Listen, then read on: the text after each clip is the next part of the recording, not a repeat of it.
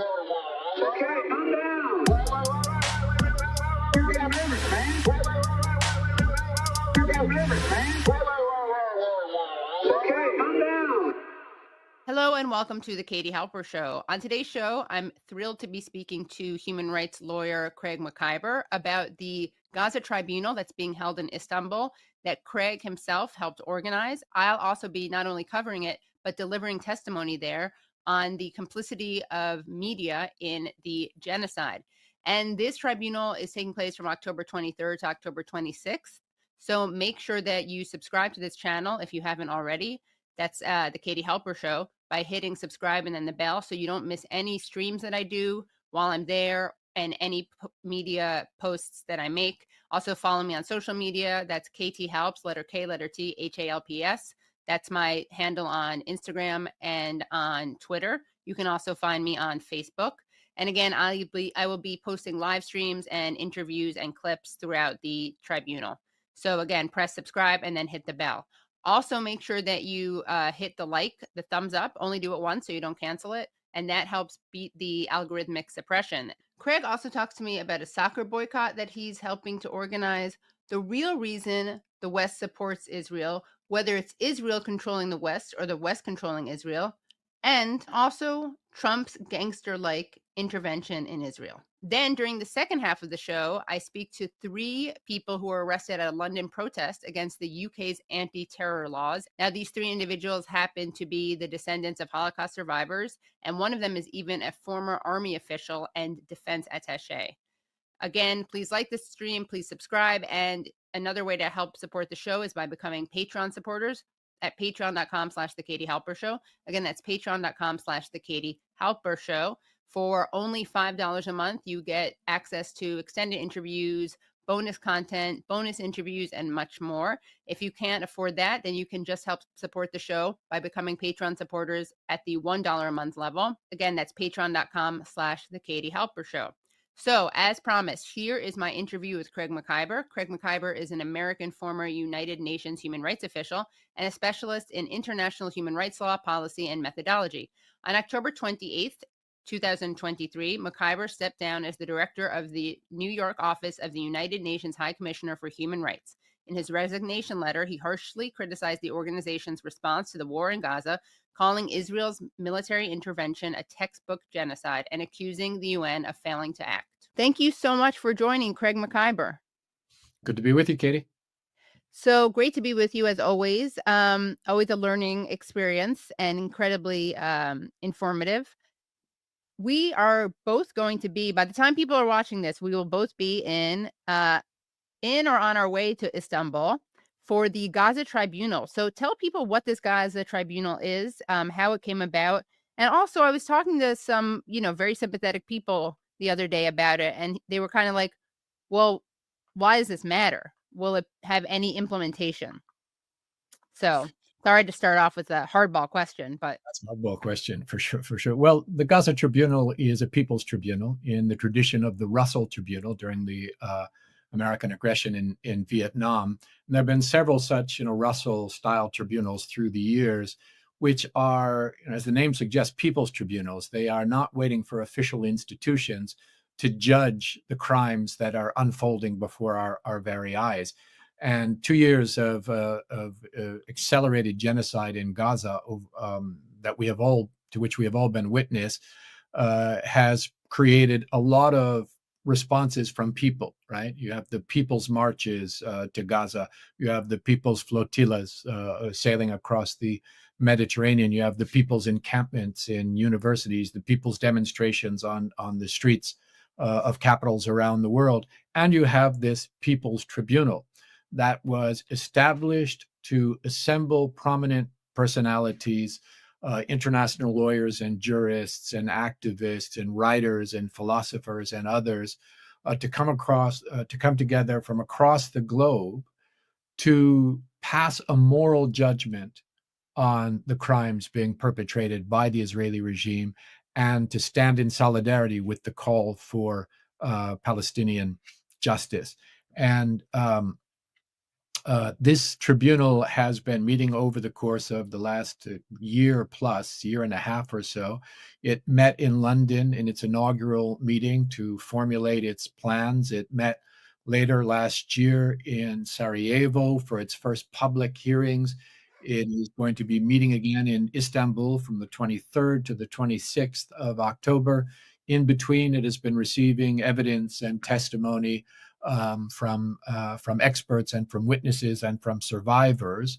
This particular tribunal was the initiative in the first instance of Professor Richard Falk, who many of your viewers will know as a prominent public international lawyer and professor and public intellectual who functions very much in the tradition of Bertrand Russell, the founder of the original Russell Tribunal. But also this tribunal includes a number of highly regarded Palestinian voices, including prominent human rights defenders and international lawyers and activists and writers and poets, people like Raji Sourani, who is a member of the steering committee. I sit on this steering committee together with Richard Falk and Raji Sourani, Professor Michael Link, Jamil Aidan, Professor Penny Green. And when we come together in Istanbul, we will be hearing statements from people like Francesca Albanese and Angela Davis and Arundhati Roy and Cornel West, Mustafa Barghouti, Haider Aid, David Swanson, Naomi Klein, and others. And then in addition, we'll be listening to expert testimony from people like Avi Schleim and Usama Makdisi and Rabia Egbaria and Yanis Varoufakis and Noura Erakat, who has been on your show, who's also a member of the steering committee of the tribunal. So a lot of names that will be familiar. In the medical testimony, we'll hear from people like Dr. Ghassan Abu Sitta, Dr. Mads Gilbert, who have both been, on the ground and can provide direct testimony. We'll hear from survivors. And witnesses as well, journalists like Abu Bakr Abed, writers Ahmed Al-Nouk, Jeremy Corbyn will be there talking about some of the crimes. We'll be looking at the crimes as they've been committed, but we'll also be looking at complicity. Complicity by the media, by weapons manufacturers, by technology companies, by states that have failed in their international obligations, either by failing to take the necessary action that they're obliged to take under international law, or by being variously complicit in the genocide. Countries obviously like the United States, the United Kingdom, France, Germany, and others. We'll also be looking at getting testimony on failures of the international system. Why has the international system failed to provide an adequate response when it was specifically built up after the Second World War for just these sorts of situations? And we'll be hearing from some great voices like Ardi Imses, Professor Asla Bali, Mary Kaldor, and others on that. I'll be testifying on that subject as well. But we'll also be looking at resistance and solidarity. What that has meant in the defense against genocide and apartheid and occupation from people like Ramzi Baroud and Wadia Saeed, Jeff Halper, Jamal. Is he going to be there in person? I don't know if he's there in person or if he'll be participating virtually. A number of participants will be participating via video directly as well. We'll have no people, relation that we know of, but he's a great helper, and we always enjoy having him on. Yeah, he's the other great helper. The people from the Hind Rajab Foundation will be there. The people from the Samud Flotilla will be represented. The people from BDS will be represented as well. And all of this is going to be presented to a jury of conscience. And the names of the prominent members of the jury of conscience are going to be released, I think, in a day or two, for them to make a determination on all of this evidence and on accountability for the Israeli regime and on what needs to happen going forward to ensure that accountability from all of us. And so that, again, is going to be in Istanbul. It will be broadcast live from the 23rd to the 26th of October. Of course, Istanbul is a different time zone from where many of your listeners are, so they'll be able to watch that on YouTube or on the website of the Gaza Tribunal at their convenience. So that is the Gaza Tribunal, and this is the ultimate sitting of the Gaza Tribunal and its jury of conscience to reach a final determination on the crimes that are being perpetrated. You asked me what good it is, and my answer to that And that was is, a rhetorical leading question. I obviously think it does good because I'm going to cover it, but yes.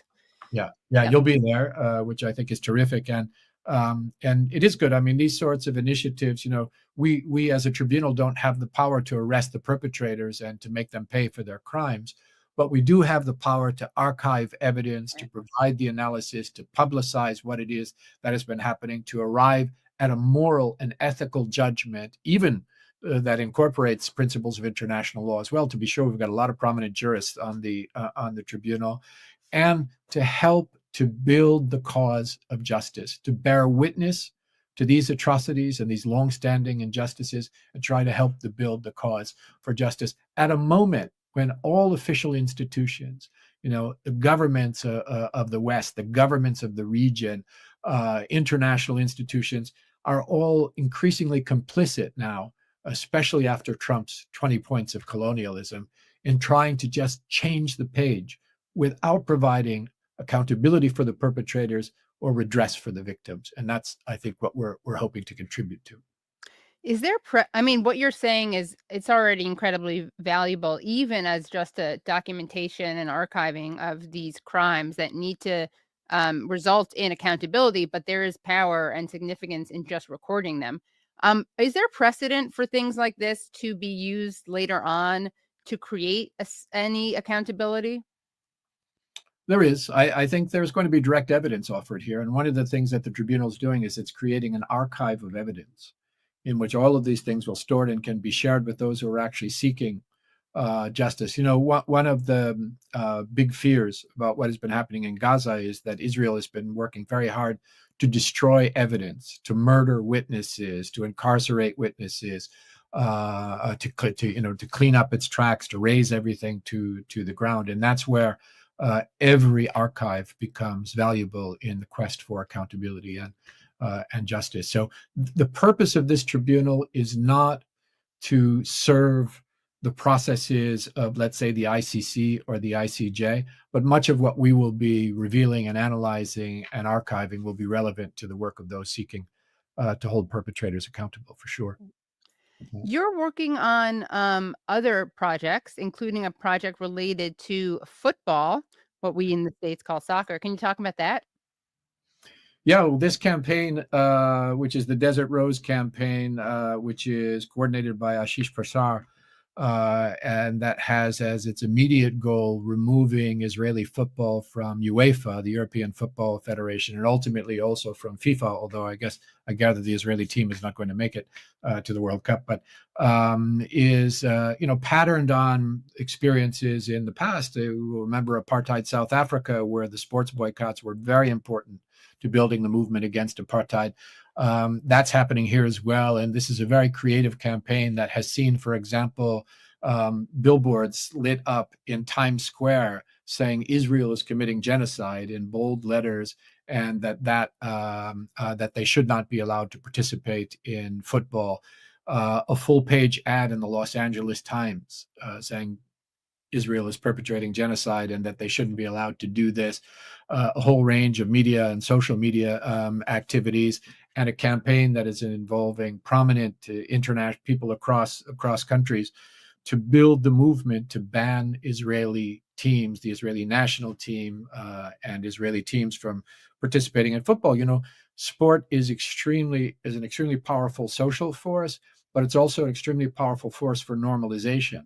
And the idea that you can have effectively Israel represent, as it's perpetrating genocide, as it's perpetrating apartheid, as it's perpetrating persecution and a host of other crimes, to be able to just behave as if normally in sports and in culture and in what is it called, the Eurovision Song Contest, all of these kinds. This all contributes to the normalization of a regime that must not be normalized, to the normalization of crimes that must not be normalized. And so, learning from the experiences of the past of these kinds of sport boycotts, this campaign is working to try to put an end to that normalization.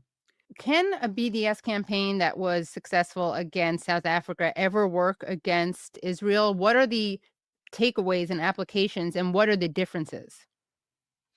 Well, it can, and it's interesting. This is one of the issues that has been examined by the Gaza Tribunal as well, with experts who have been testifying on the importance of that model of boycott and divestment and sanction adopted from the experience in South Africa and applied for years now quite successfully to the isolation of the Israeli regime. So, BDS has registered a lot of successes in getting major corporations to withdraw their complicity with the Israeli regime.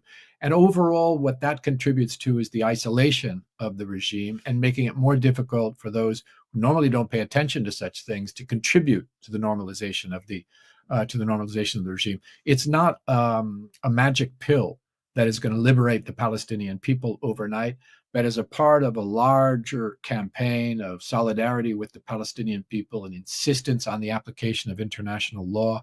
You will remember that Francesca Albanese has produced a very compelling report showing how these companies are actually the lifeblood of occupation, of apartheid, of genocide in Palestine, and that the Israeli regime couldn't do it without them.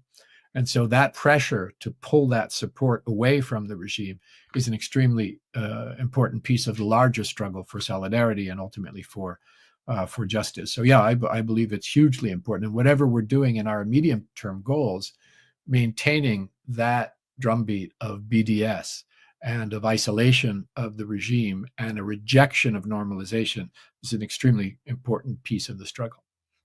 Great. And there was, of course, a fascinating, disturbing relationship between apartheid South Africa and Israel, which I have to do a whole episode on. There was no AIPAC, though, correct? I mean, there was no South African equivalent of AIPAC or CUFI. Yeah, there's no doubt that the degree of political capture enjoyed by Israel proxies is much greater than that of South Africa. But South Africa was viewed as a part of the West. And as a creation of the West, just as Israel is viewed as a part of the West and as a creation of the West, as a colonial creation of the West. And, it's one of the great coincidences of history was 1948 was the year, you've heard me say this before, where the Universal Declaration of Human Rights was adopted, where the Genocide Convention was adopted, but it was also the year of the Nakba in Palestine and the year that apartheid was initiated in South Africa. And that showed you how the West was trying to create exceptions, to carve out exceptions to these new human rights rules that were being developed for its colonies in the global South, and especially in Palestine and in Southern Africa. And the difference is that the global solidarity movement, the work of international institutions, with regard to South African apartheid, they maintained their demand on equality, on freedom, on human rights, and on international law when it came to South Africa until South Africa was free. They dropped all of that with the advent of Oslo 35 years ago and said, no, we've got this political process. We're not going to raise these kinds of claims anymore. So we lost 3 decades. The Palestinian people lost 3 decades effectively in the struggle.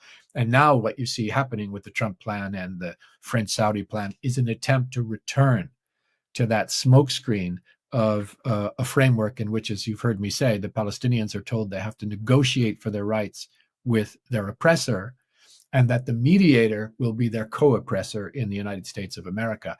That is, I think, a non-starter, and I think the Palestinian leadership will have to be wise enough not to fall for that again.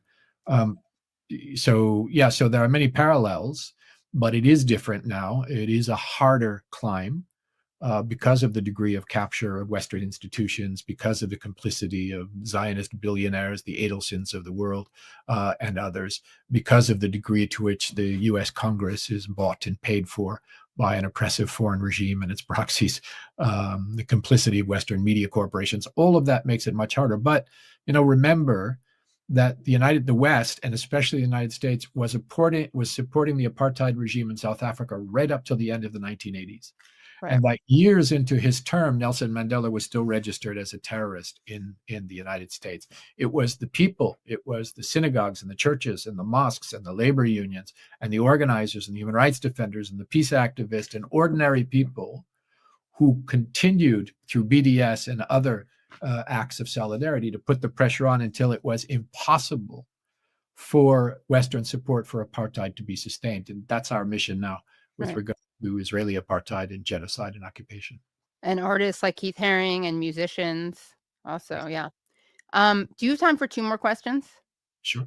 Well, you mentioned something. You said how South Africa was seen as a part of the West, much as Israel is seen as part of the West. And there is this debate among Israel critics, or just, among scholars, about the wag-the-dog debate, right? Whether or not Israel uses the United States and makes it act against its own self-interest. And obviously people like Mearsheimer and Steve Waltz, John Mearsheimer and Steve Waltz, who wrote the book, The Lobby, believe this. And then there's others who say that Israel was created as a colonial outpost, and people like even basically Joe Biden say that, not critically, obviously. Um, what what is it? Is it both of those things at the same time? Did it start out as a colonial outpost in which Israel was being used by the United States, but now the United States is being used by Israel? Is it something in between? Is there like a feedback loop? Well, I think this is what I always say to this question. It's both. It clearly started out as a colonial outpost by the British, who then handed the colonial baton to the Americans to be, the headquarters, the metropole of the colony. So it clearly started out that way, but through decades and decades of corruption, and Katie, in the country in which you and I live, political corruption is legal. So one of the unique things about the United States of America is that political corruption is legalized, and billions of dollars are poured into buying policy. That's what happens here.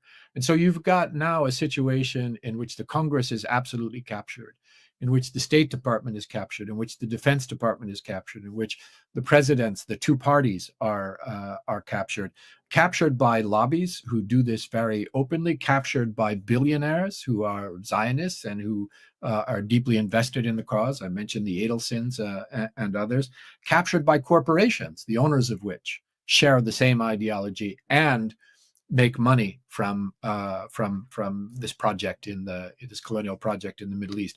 So what's happened over time is that they've become the same people, right? The tail wagging the dog or the dog wagging the tail, there's only one dog, and they've become the same people, and they are like-minded, and their economic interests are intertwined, and their political interests are intertwined.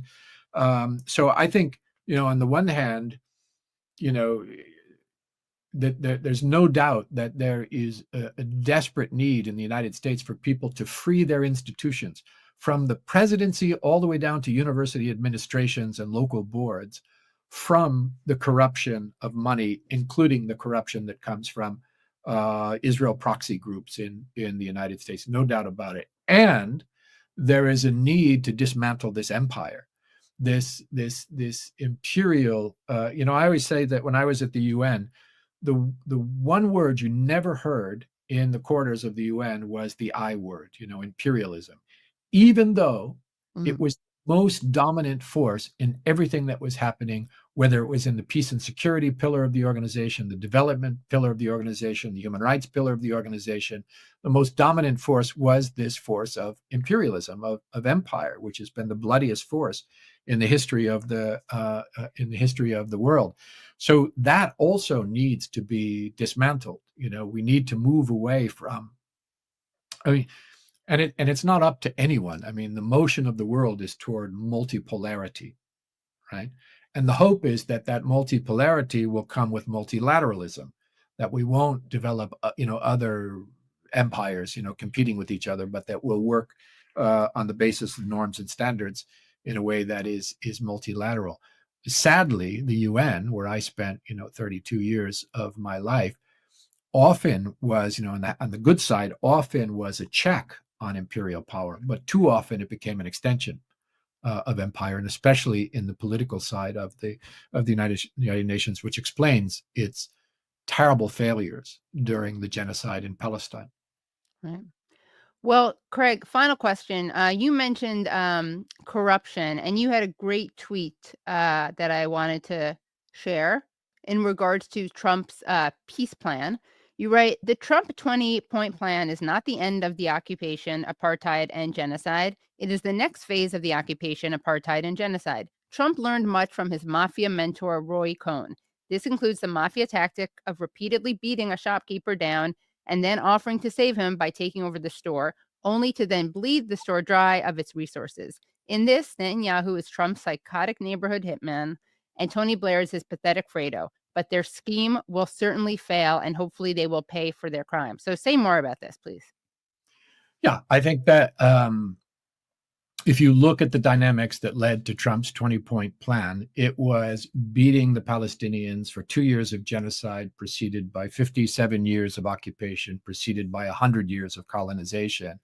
And that beating is being perpetrated by the United States with its Israeli allies and with the complicity of other states as well in the West and in the region. And then you walk into a totally devastated moonscape where people are dying of wounds, dying of hunger, dying of thirst, dying of disease, dying of bombs and bullets. And you say to them, I'm going to help you out now. Here's a peace plan. All you have to do is to turn over your entire land to me, the mafia don. And then you strut around saying that you have reached an agreement with these people.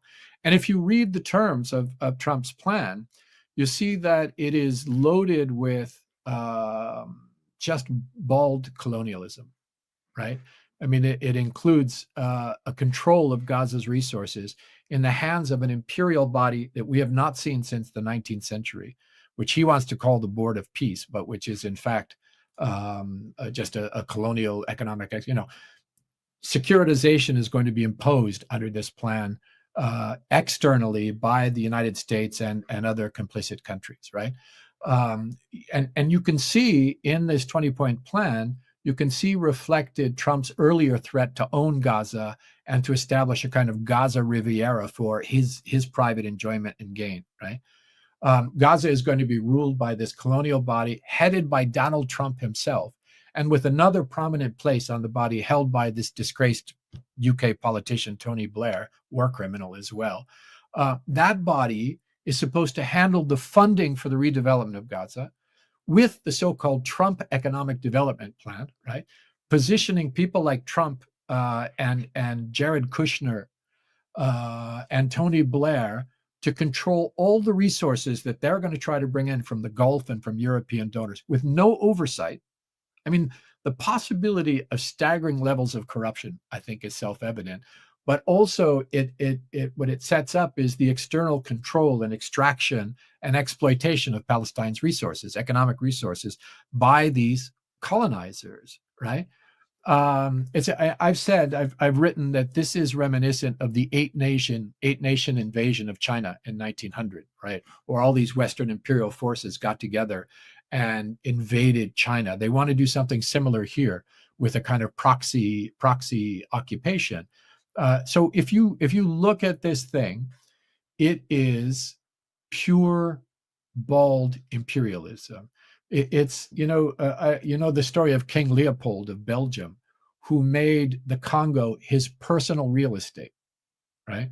And this is the kind of thing that Trump is envisaging in the 21st century. It's just Western imperial arrogance, and it's being imposed at the threat of further genocide after a genocide has been perpetrated, and they're being told, take this plan.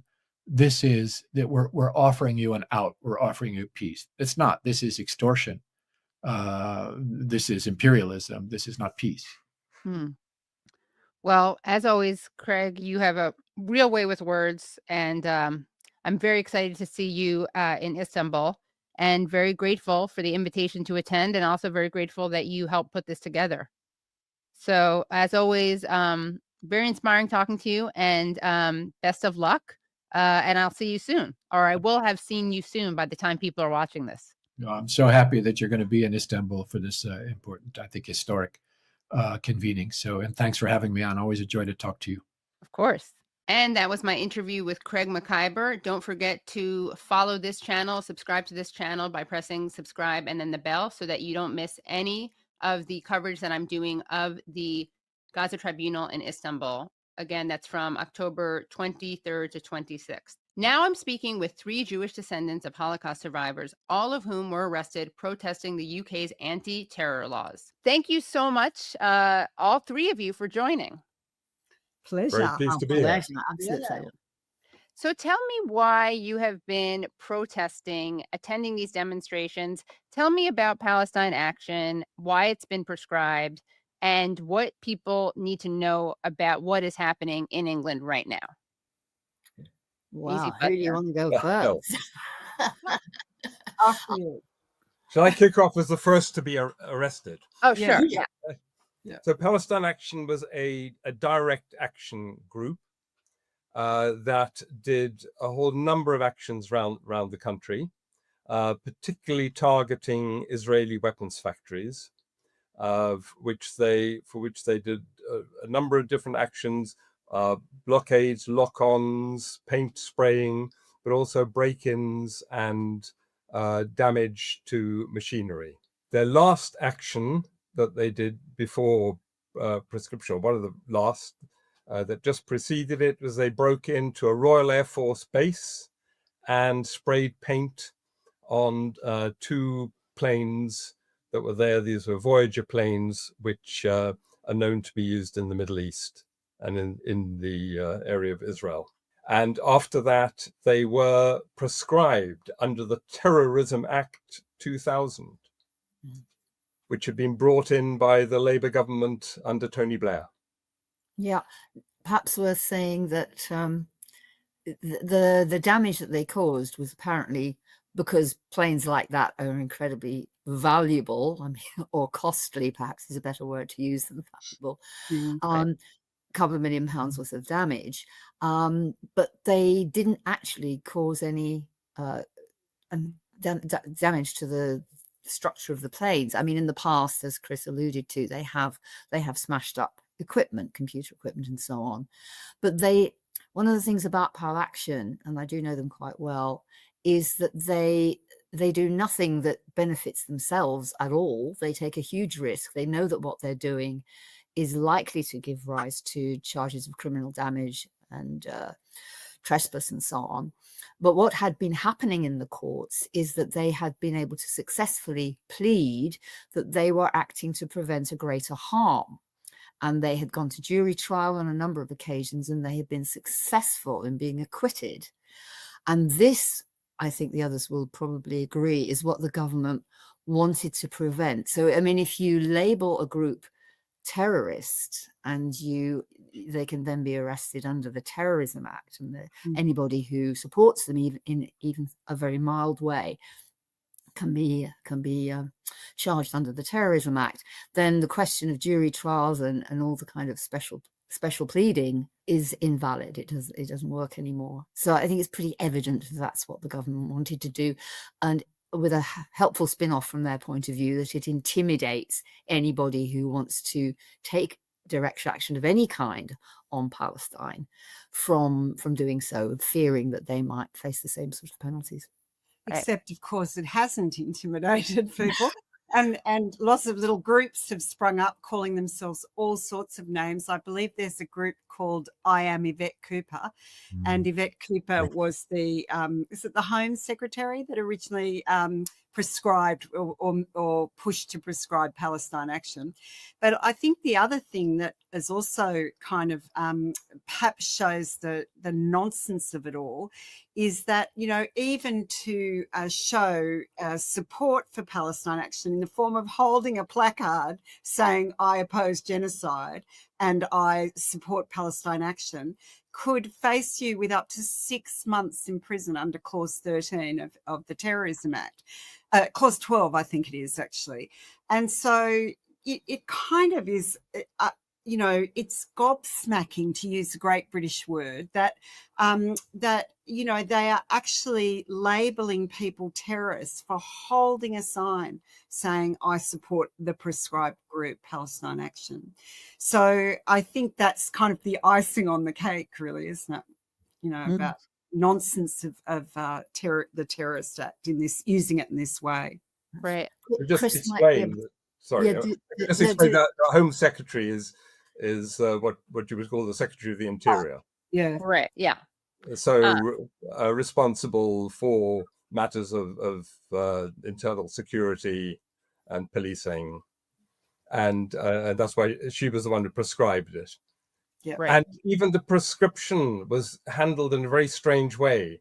It was ratified by Parliament, and in order to get it through, they grouped Palestine Action with two very strange groups whose names I can't remember, but they were things like the Russian baby murderer cult and similar. So two groups no one had heard of, with clearly evil-sounding names, and they refused to have separate votes on each one.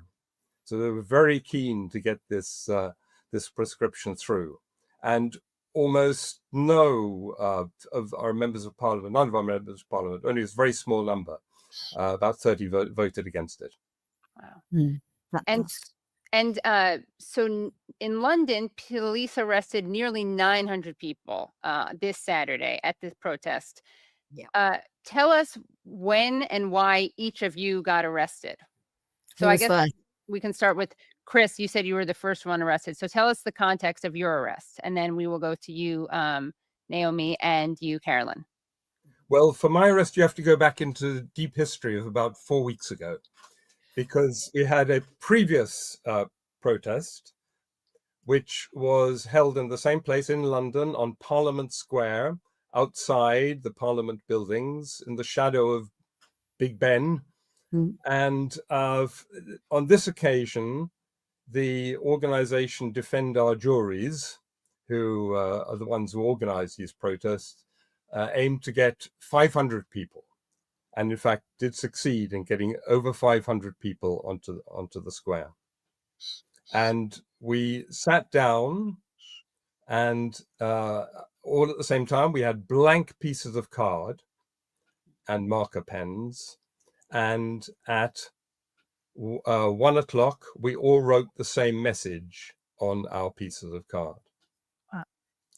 And the message that everybody wrote, and I quote now, is, I oppose genocide, I support Palestine Action.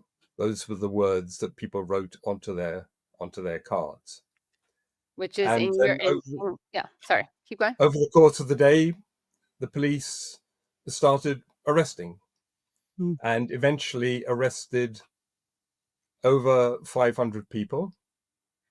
And at that time, that was one of the biggest arrests that had ever taken place in one day in the United Kingdom. And that record has now, of course, been considerably broken. And the others can tell you about their experiences. Yes. And what about, yeah, please, Naomi. I think Caroline should go next, because she was next in line. Oh, okay, great. We can do it in order. Great.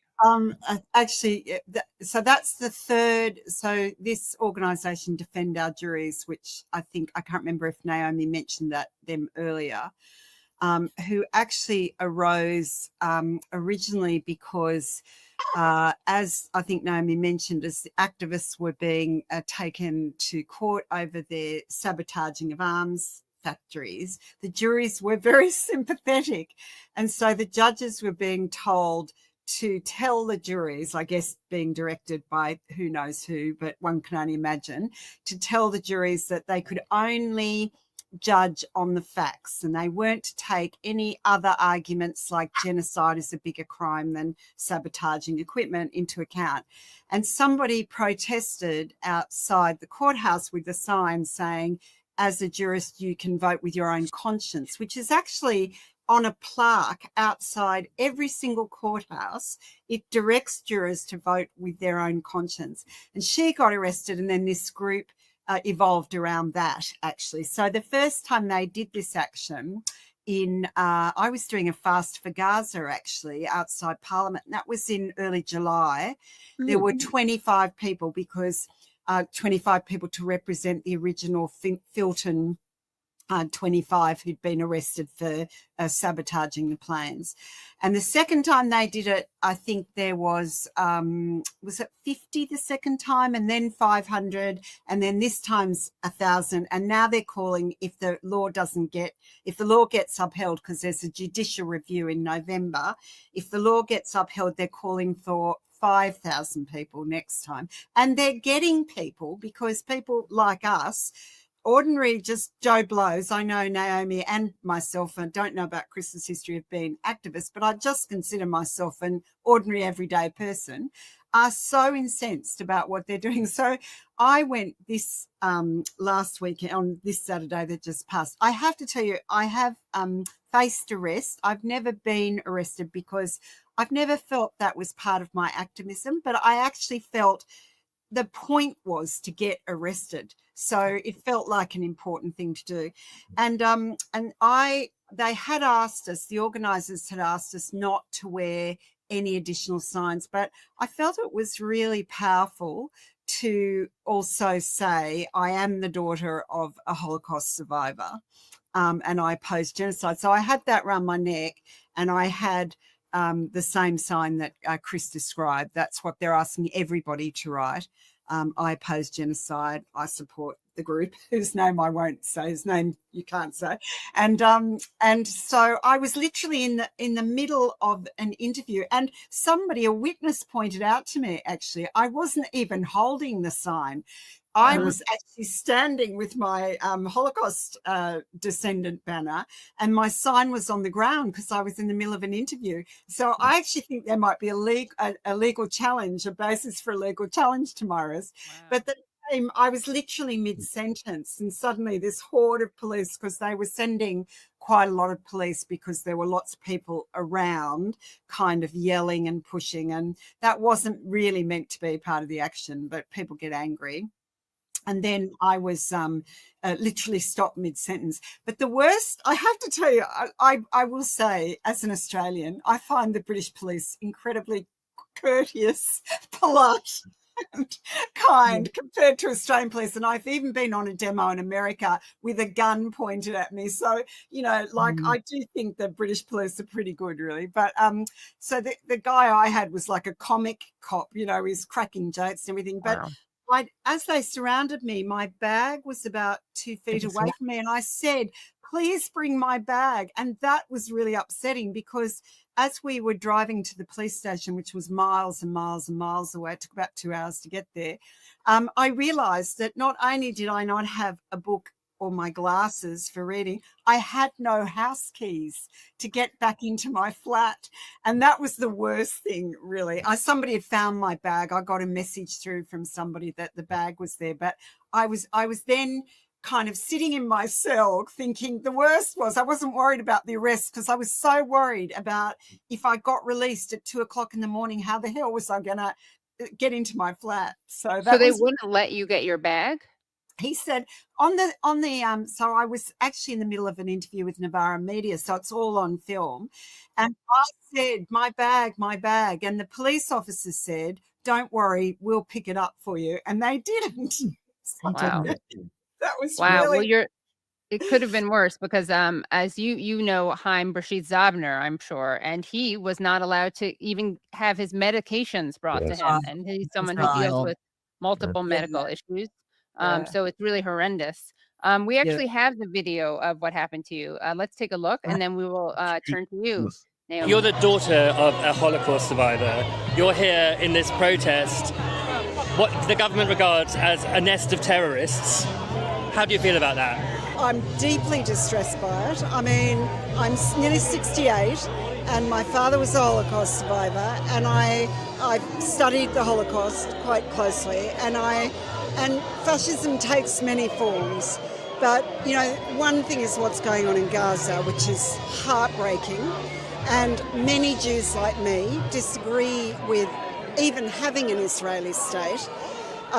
we're not Zionists, but our voices don't get heard. And I think we often get objectified, like all Jews think that.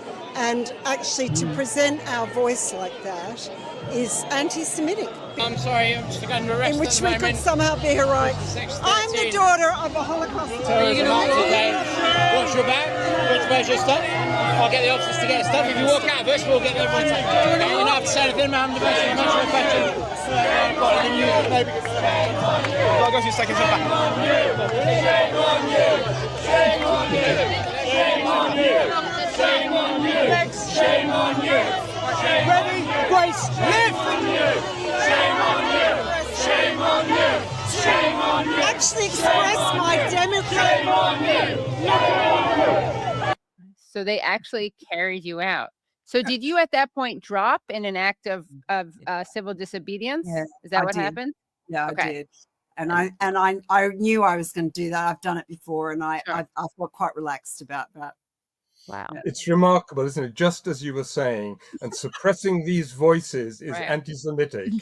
In came the cops. Right. They wanted to show instead of suppress tell. your as you voice. say. Yeah. Exactly. Right. Exactly. They were trying to make your point for you. Yeah. Yes. Well, I did very well. Yeah. Yeah. Can I just say before Naomi must tell her tale, but just on this issue of the behavior of the police, and on the whole, and there have been a few exceptions, but on the whole, I think the behavior of the police on the ground Yeah.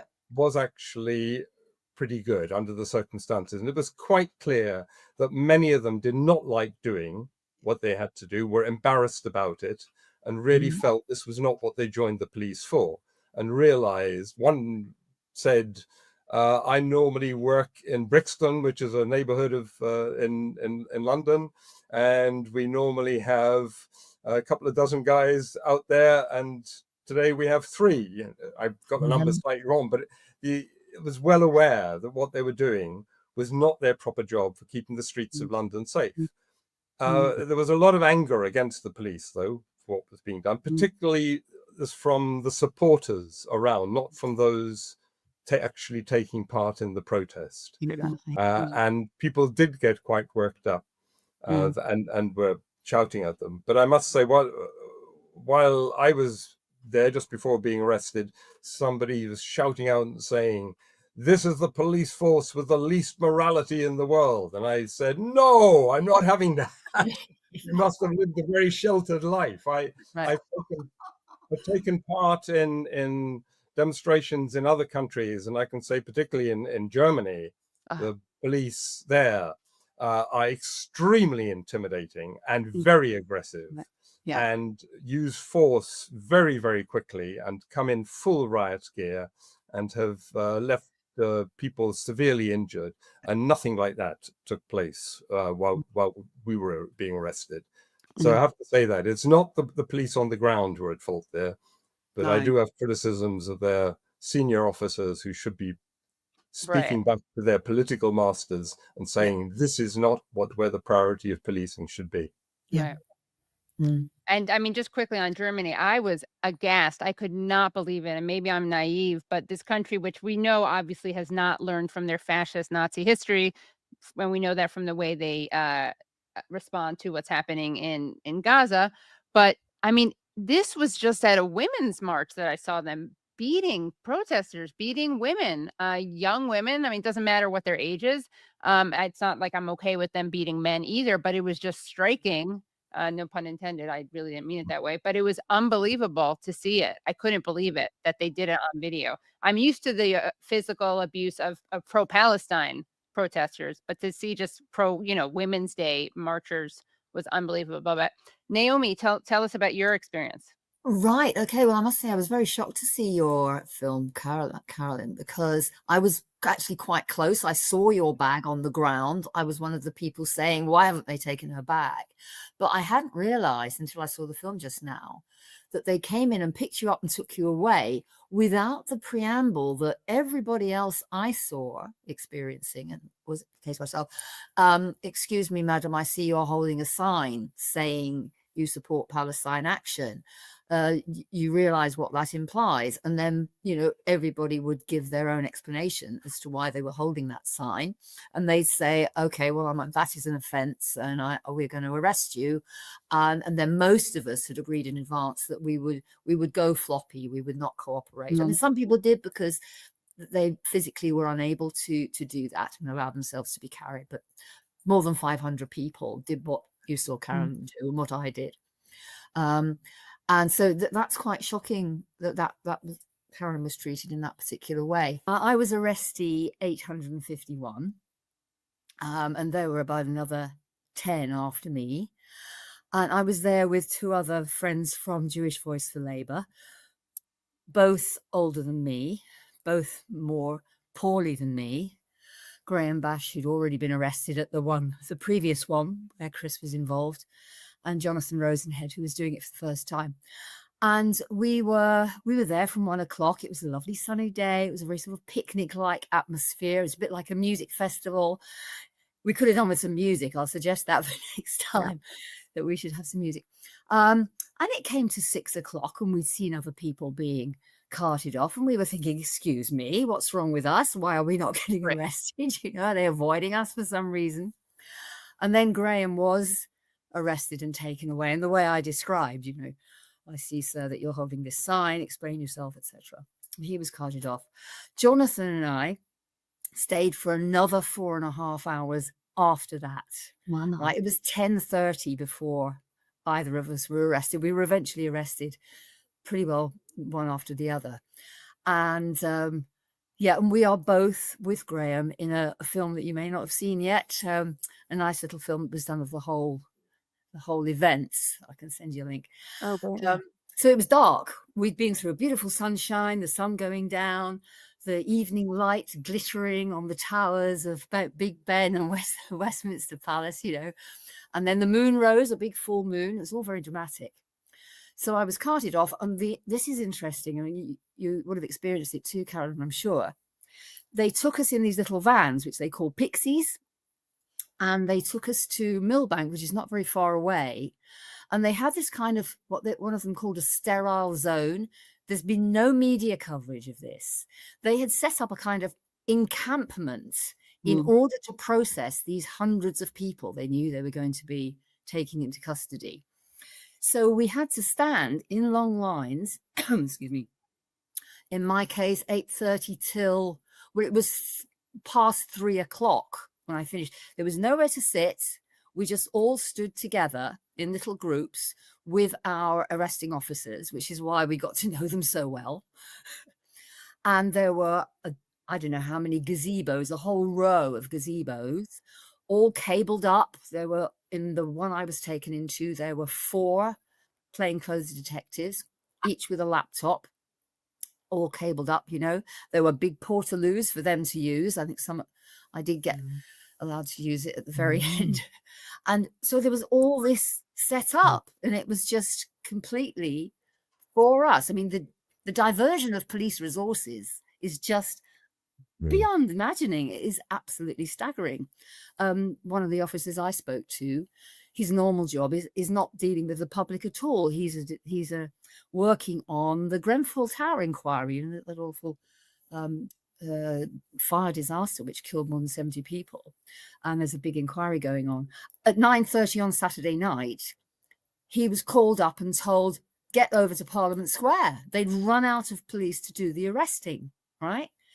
So this is an extraordinary experience. They wanted us to give our names and addresses because if we did that, they would then be able to bail us on the street. They call it street bail. Say, right, off you go. We know who you are. You know, you'll have to come to another hearing at a later date. Many of us deliberately refused to do that, and I was one of those. It's interesting though, standing in the queues, chatting for nearly 4 hours. We were talking about, we shared our names with each other. Obviously, I say Jonathan this, Naomi that. My canny arresting officer was listening, right? We were chatting about things we'd done. So by the time I got to the gazebo with the 4 plainclothes detectives, he said, oh, her name's Naomi Wimborne-Idrissi, her birth date is such and such. And they said, oh, Right. And they were Googling me. Saying, oh, you're quite prominent, aren't you? I think, well, yes. But they didn't have my address, did they? They spent ages trying to find my address. And at one point I said, look, I'm not going to confirm it. You can give me any address you like. I'm not going to confirm if it's mine. You'll still have to take me into custody. And they said, oh, you wouldn't want that. We'll have to send you off to Birmingham because we've run out of police stations. And not Birmingham, Bournemouth. I was going to go to Bournemouth. So we were joking about what a nice coastal town it was and stuff. Yes. Tried every trick to make me give them the details they wanted and confirm them in order not to have to put me through the next stage, which would devote yet more police resources, of course. So come 3:15, you know, they've accepted that they can't get me to confirm my address. So me and my unfortunate arresting officer had to go and sit on the side and wait for one of these pixie vans to be available to join a queue to wait for cells to become available in different police stations around. And we could hear them on the police radios talking about sending 2 or 3 people up to Leytonstone, more Harrow, Heathrow, all over the place. Plumstead, Caroline's just told us. So by 6 o'clock in the morning, we finally got the call, Brixton for you, Naomi. So off we go to Brixton. When we get to Brixton, the station is full of people being processed. So we had to wait outside for another hour and a half. So it was 7:30 before the arresting officer could hand me over to the desk sergeant to be, you know, fingerprinted and DNA tested and photos taken, you know, this way, put in a cell, given some tea and a strange little breakfast. Nice clean blankets. It was great. I slept because I was knackered, as you can imagine. Read a book I brought with me, did my exercises. And I was waiting for the solicitor that the Defend Our Juries had organised for us all in order to be interviewed properly. 2:30, they said, oh, we're not bothering with that. No, sorry. Yeah, you can go. You can go. And they bailed me. I suppose we've all got the same conditions. Mine was to reappear at Plumstead Police Station, 10 o'clock in the morning, November 28th. It's a condition of bail. If I don't appear, that's an offence. And the other bail condition was not to participate in any protest, planned or spontaneous, something like that, to do with supporting Palestine Action, and that would be repeating the offence. So that's how things stand at the moment. And then, well, I went home and finally got some rest and some food, probably. But I mean, it is this idea that the police should be used in this way. And I think 1 or 2, when the supporters, not the protesters, but the supporters were getting vociferous and angry, some police, I have heard quite credible reports that some police did retaliate, and then that created some sort of retaliation return. And that's what been reported in the media. Violent scenes, our police officers being spat at and attacked, as if the pro-Palestine protest was responsible for that. I have to say, actually, what was really interesting was that when there was a change of shift, because I was processed about, that was the other thing that was really interesting, I think, Chris and Naomi, Katie, was that on previous demonstrations, they just were continually coming in to arrest people. But on this one, up until 4 p.m., so we'd been there since 1, they'd only arrested 50 people. That's out very of true. 1,000. Very true, yes. And I didn't know whether they either didn't have the police in numbers because there was a big demonstration about Palestine going on at the same time, or possibly it was a tactic so that people would go home. Yes. So, you know, one of the women I spoke to who was sitting was a doctor, a consultant surgeon who works in a hospital repairing people's teeth who have cancer. And she is being disciplined and possibly going to lose her license for speaking out about Palestine. And that's why she decided to come on the demonstration, because she was already halfway, 3/4 of the way to losing her job. Yes. But one of the things the police said, so there was a change of shift just before I was released, And one of the people said to me, I said something, cracked a joke about, it's good night to commit a crime, actually, isn't it? And he went, actually, it's not, because we're diverting all our forces to look after you, and it's a nonsense. We should be out there on the streets. And I said, I don't know why you're getting angry at me. I have a right to exercise my, democratic free speech, and I feel very strongly. I'm not.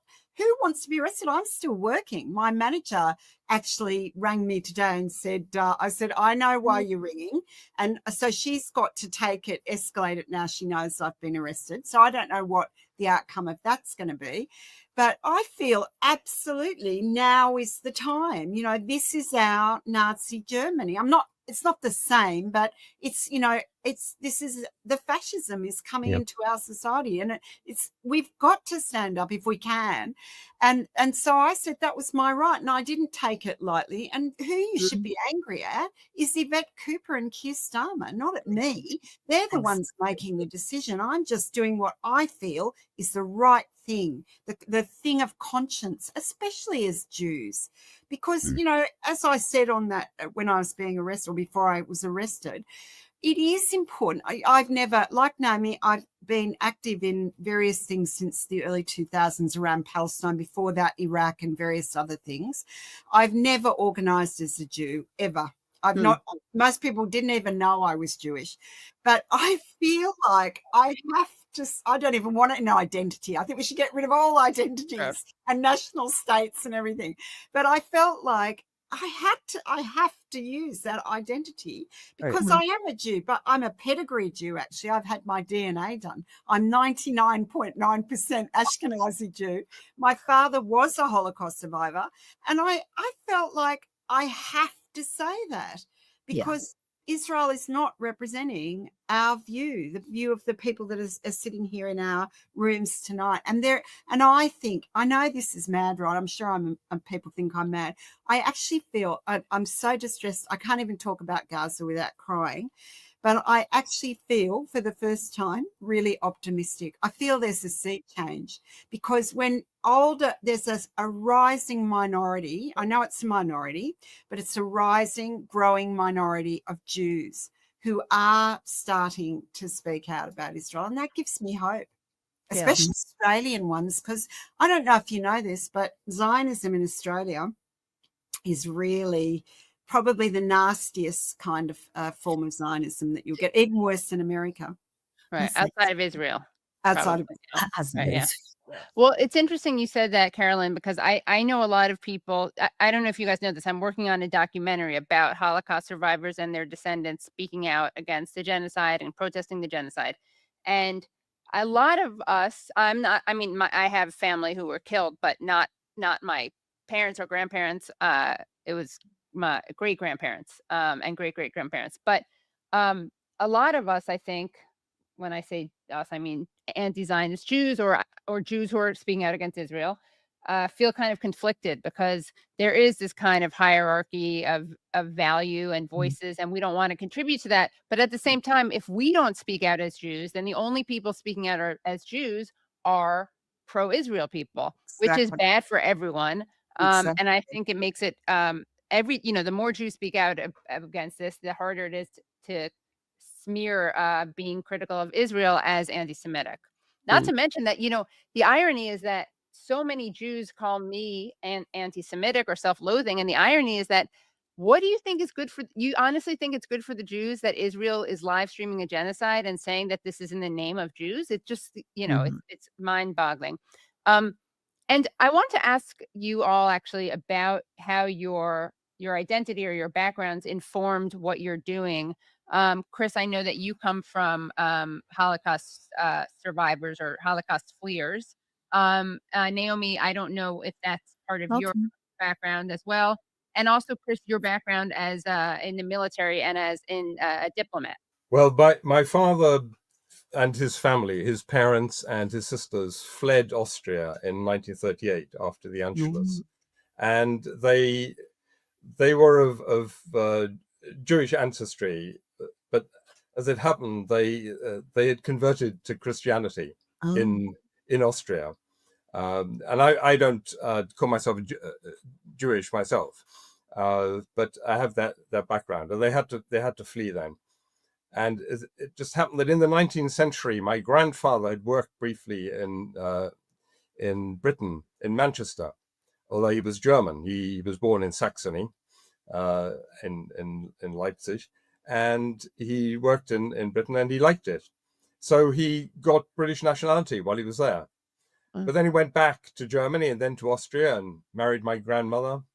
And my father was born, and they lived there, and they had a fully Austrian life until 1938.